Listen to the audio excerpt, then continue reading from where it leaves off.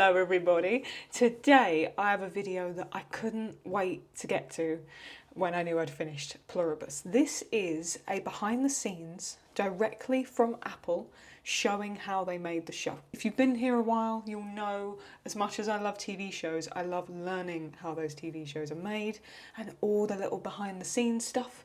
So that's what we're going to be checking out today. Rolling. Everybody set. Here we go. And action. Taylor. This intrigues me. Left beat. Taylor. That sounds about right.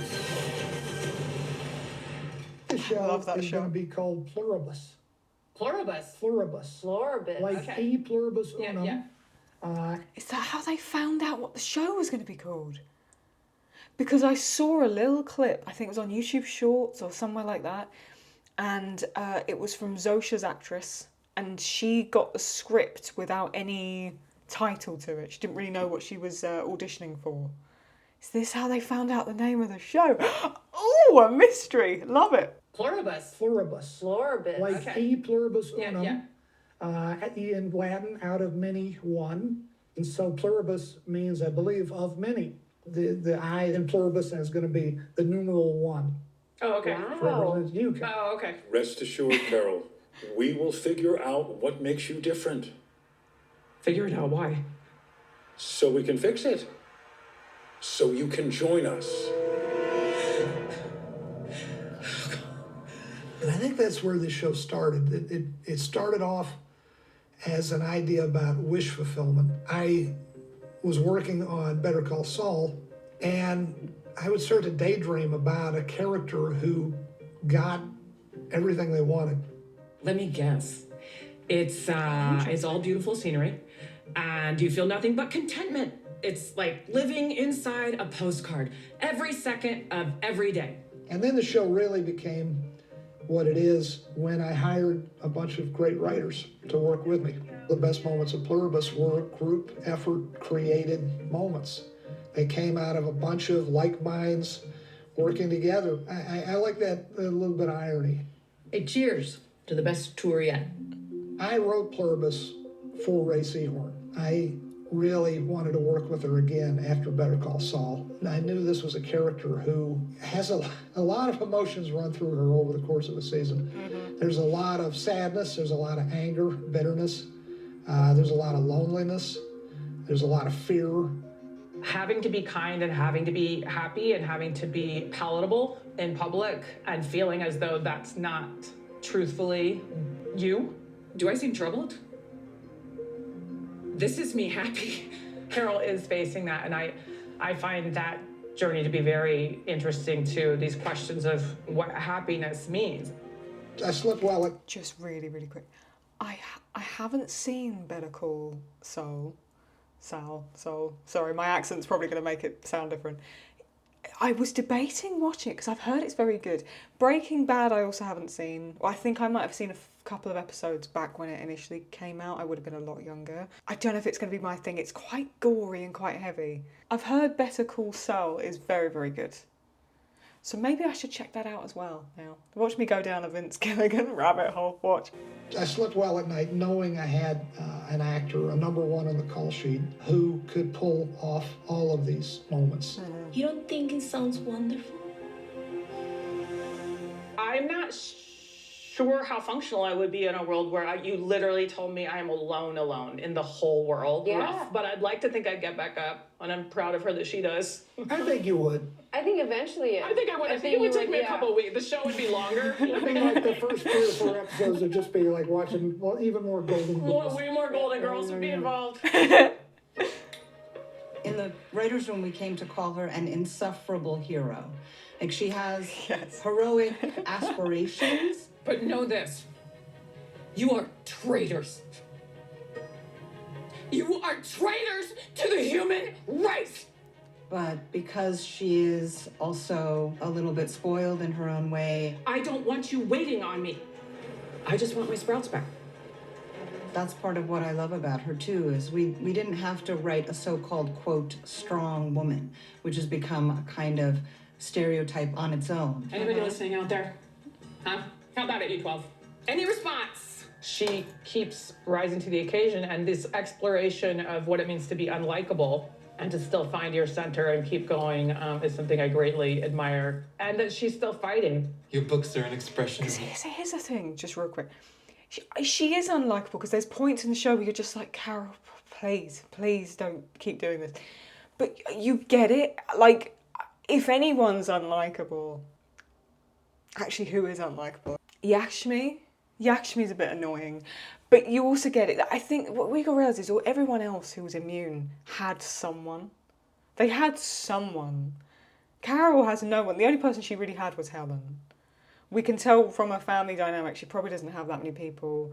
I mean, her mum sent her to conversion camp, so let's be honest. All she had was Helen, and she lost Helen. So it's very easy for everyone else to accept the infection and everything that happened more easier. It was much more digestible for them. For Carol, it was just such whiplash. So she is insufferable, but you completely get it and you empathise with it the whole time. For me, at least. Your books are an expression of you. We love you. No offense, Larry, but I think you're bullshitting me. Oh. A lot of times they have my character quite economic with language, not a lot of speaking, and we had an episode where I almost don't speak at all. They believe the audience is smart enough to be able to follow the story without being told what I'm thinking and what I'm feeling all the time. It's something we learned on Better Call Saul. I feel like I learned that. I had never experienced it before. That you could write in a stage direction something psychological, something that the character is actually remembering or thinking about, and that Ray would radiate that through her face is quite a gift. That was the best yet. That was awesome. Excellent job. When Carol is looking at the grave that she's made for her wife, Ariel had written a very nice description of just what's going on. She's looking at this, she's feeling these things, but you don't know what you're going to get. And Ray does this little thing where she's like, no, this is for real, this is forever. And she has a kind of, I miss you, kid, look that just goes across her face. And it's like, it's heartbreaking. Every time, even thinking about it, I get a little choked up. So well done. Carolina Vidra plays Zosha, and she is an actor new to working with us, and it's tricky for her to play this role. It's tricky for anyone to play this role because they're kind of playing simultaneously 7 billion people. We got to somehow show all these folks and really portray the fact that this is a worldwide phenomenon. What?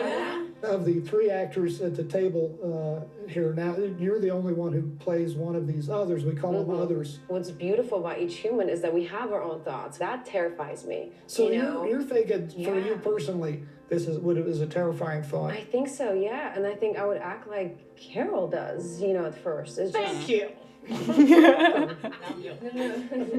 It was a hard process finding Carolina for this role. We went through a lot of real... I will just say, if that wasn't played right, Zosha's role, I think the whole thing would fall apart. Like, Carol's a crucial role, and Manousos, but Zosha has to be played so well for it to be believable, and it makes her so human. Like, if that wasn't as good as it is, I think the whole thing would slowly sink down.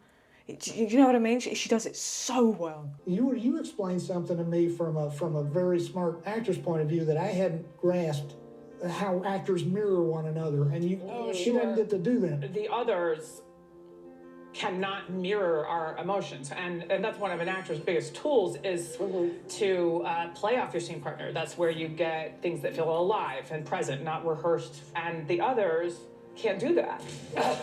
What the hell is wrong with you people?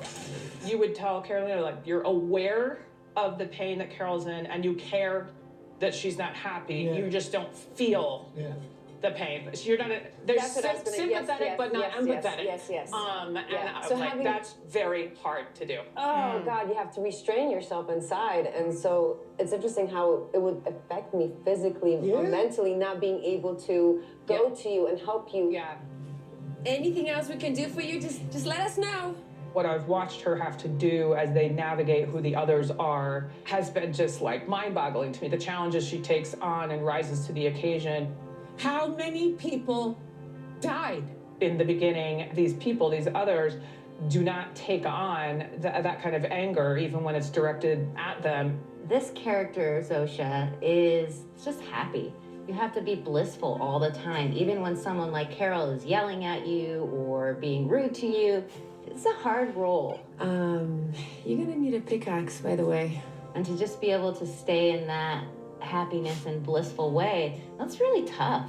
Carolina, she just naturally exudes happiness and love, and she's got the most beautiful smile. She nailed it. You told me you never played before. Zosha's never played. But we have the combined knowledge of every living croquet. Just actually, like, realise the sets they used, man. I read online, let me double check this, because I read this online, hang on. Yeah, each episode, the budget was around $15 million. It was like 135 million for the entire show. Now, I'm guessing that includes actors' wages, staff, like production, post-production, that's all of it, I imagine. That's crazy. It's mental. And it was, season 2 was all cleared and given the green light when the pilot aired, I believe. So when episode 1 came out, it did so well that season 2 was automatically greenlit like that.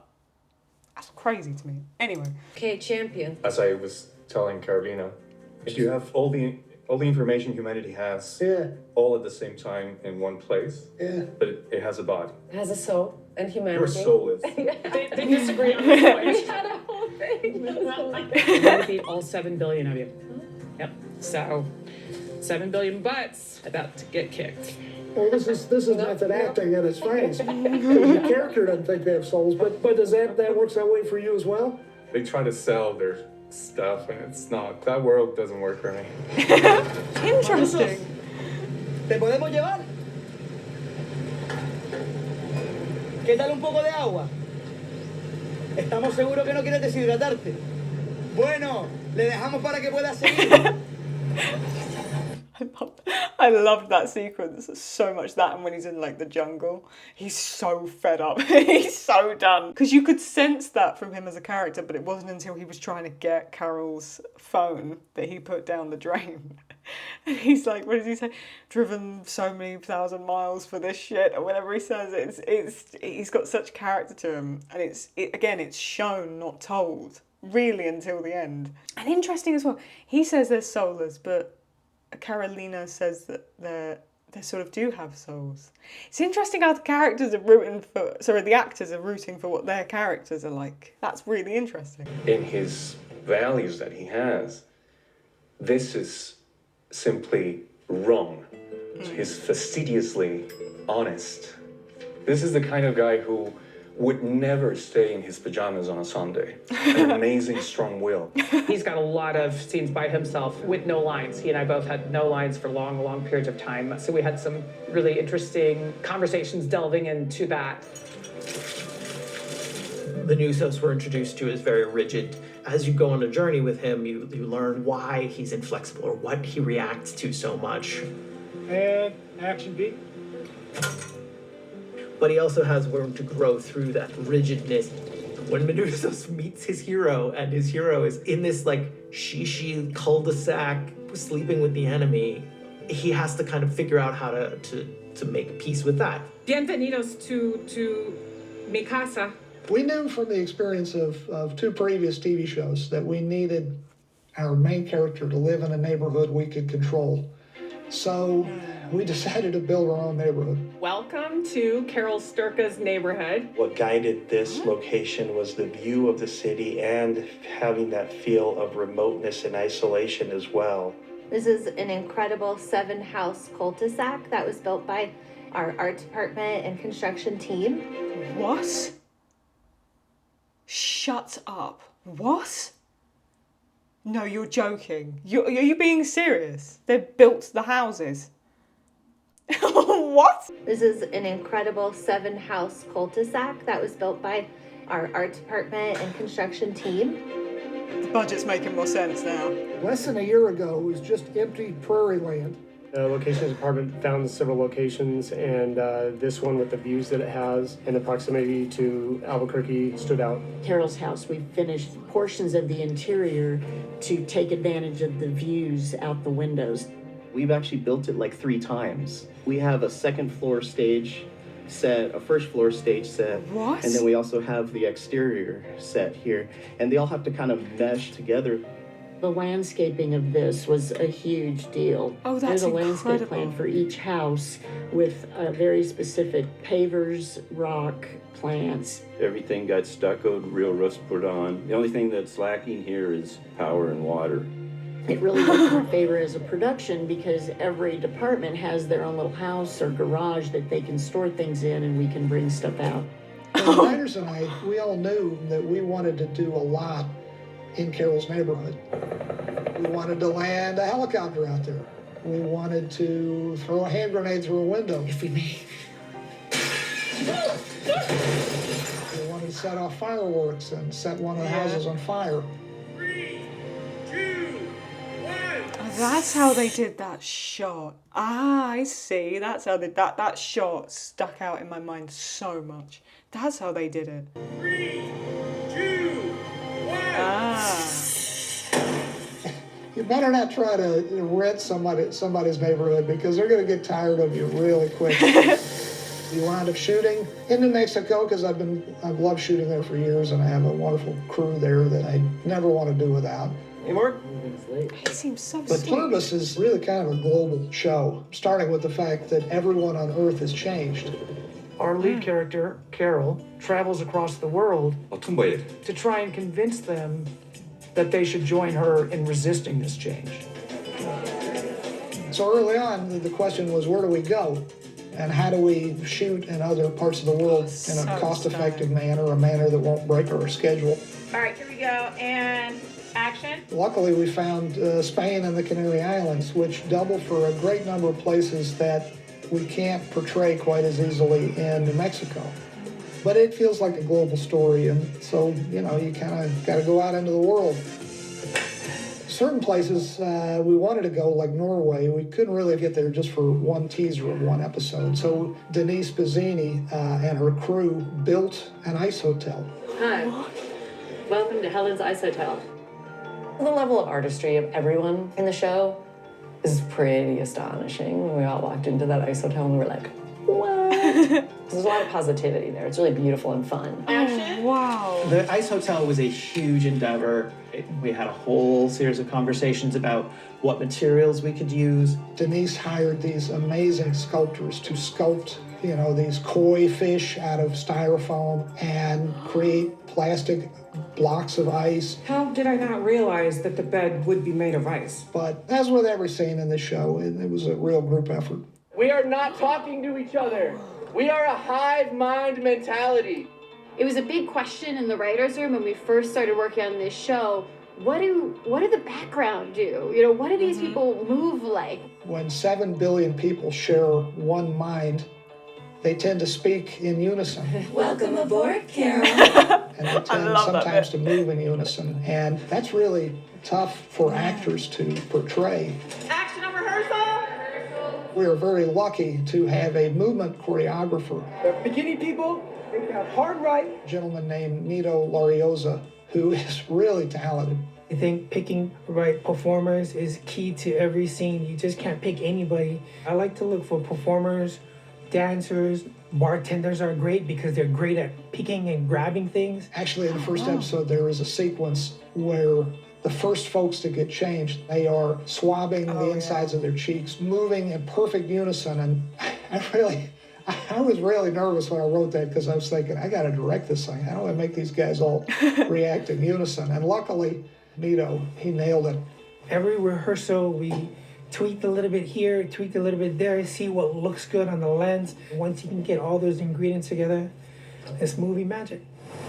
One of the scenes I was proudest of this year was a scene set on Air Force One. It was available to whoever asked. big I was scene so with fed Air up. Force One. Yeah. Built this giant set. It's 100 feet long. Pretty incredible. It's nuts on accurate down to crazy. It's funny. You call up the White House and you say we'd like the complete blueprints of Air They Force don't like One. that much. Not so much. But there's so many photos. Our construction department created a superstructure for a section of fuselage of a real 747. Our producers went down to the boneyard. They've got a bunch of old planes, and they bought a big section of door and the surrounding skin of the fuselage of a 747. Mounted this thing in the air exactly how high up the door of a 747 would be. They surrounded it with green fabric. Because that scene is so realistic. I mean, there's always moments where you watch a show and you can tell when something's added a bit of CGI just to, you know, create coherence and bring it all together. But there was so much with this show, more than any other, where I was like, I don't know where the CGI starts and the practical effects end. I couldn't work out where the line was. This is so cool. Oh, God, this is so cool. I knew I loved this show, but now I love the making of this show even more. I didn't think I could stoop so low. And then we shot this scene with people going in and out of this real door of the 747.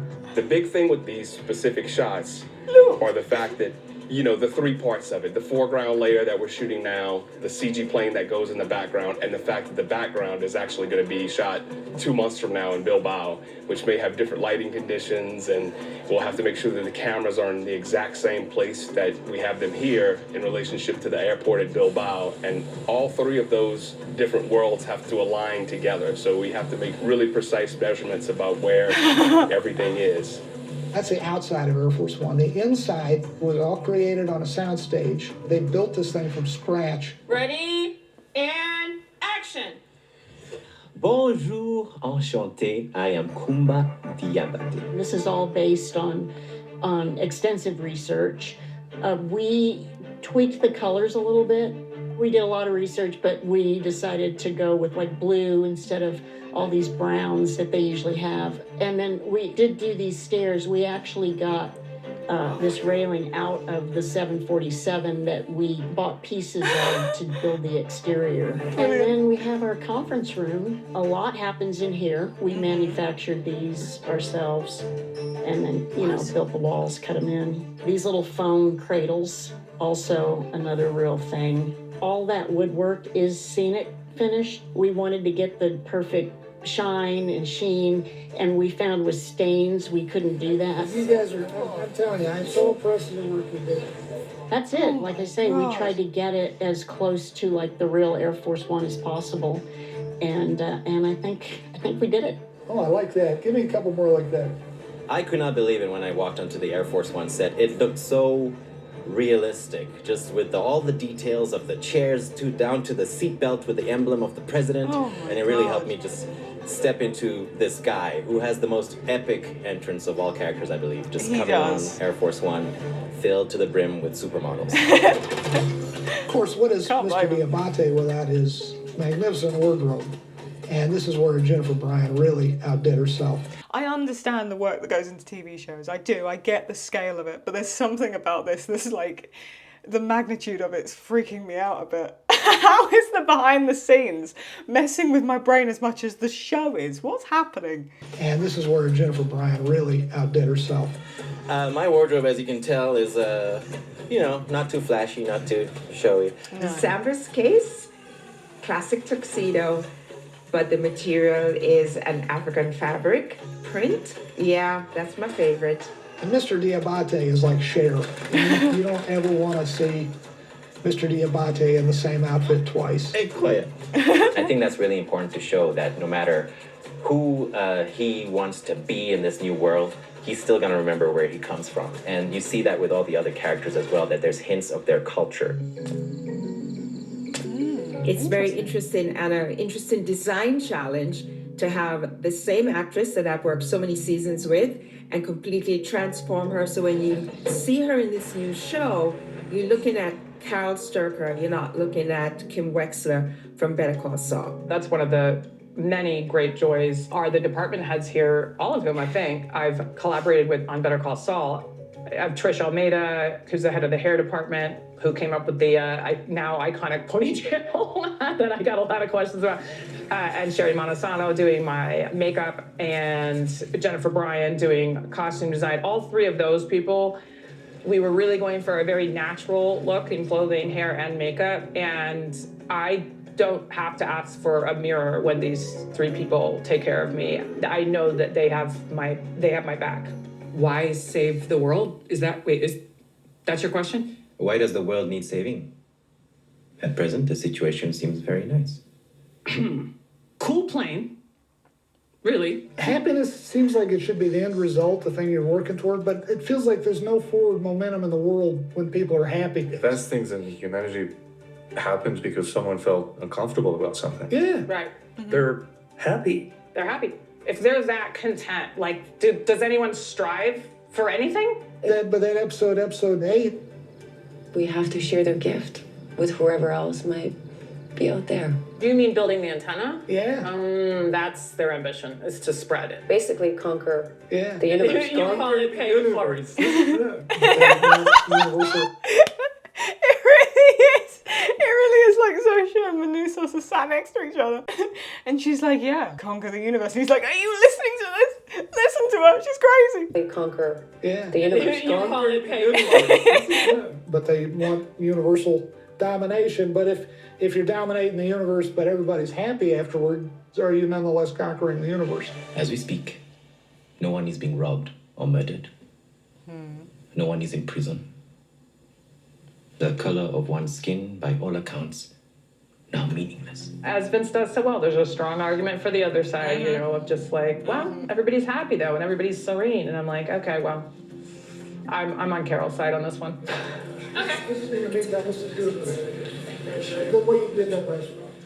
Working with Vince Gilligan, I've learned so much from him in terms of storytelling and for writers, what is important to them. And Vince is very, very collaborative. We're just trying to give him everything he needs. I never want to tell Vince no. So we try to accommodate him, and he's always very accommodating to us, and he appreciates the work we do. Hey, Phil and Mitch, you guys good?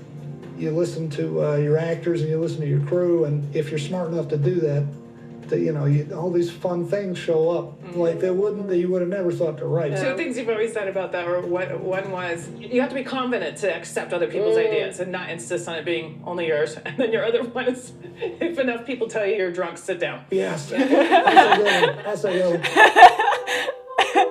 I was able to get a bunch of people I love together yet again to create something new. I'm proud of the fact that this show is very different. Carol Sturka she's a hero. She's a curmudgeon, but she's trying to save the world. You, and especially you, have the time of your lives. Which is... Oh, that's really interesting, seeing that different angle. Look at Zosha. Because when you see that shot, you don't see Zosha. It's just on Carol, isn't it? The camera. Oh, it's really interesting trying to see what Zosha's figuring out. You, and especially you, have the time of your lives. Which is kind of different than the last two main characters of the last two shows. They're entertaining as hell, Walter White and Jimmy McGill, but they're not really actively engaged in making the world a better place. Carol Sturka is. I'm proud of that. Please, let's work together. It's really a show that's asking some questions about what happiness is.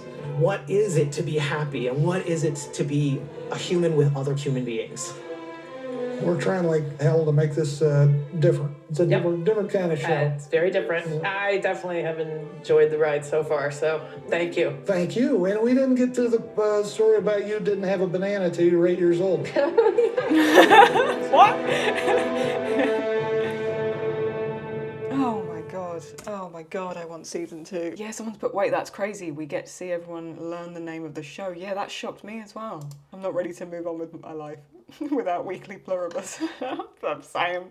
Yeah, Manusos's character, Manusos's actor looks so much younger in this interview compared to in the show. Yes, he does. Got less stress on his shoulders, that's what it looks like. They built an entire cul-de-sac for the show. Yeah, that blew my mind. They hint there as well, right, at like building the antenna. Is that where we'll be going in season 2? The building of the antenna? And that's what the Hive's going to be focused on. Meanwhile, Carol and Manusos is going to be working out how to activate an atom bomb.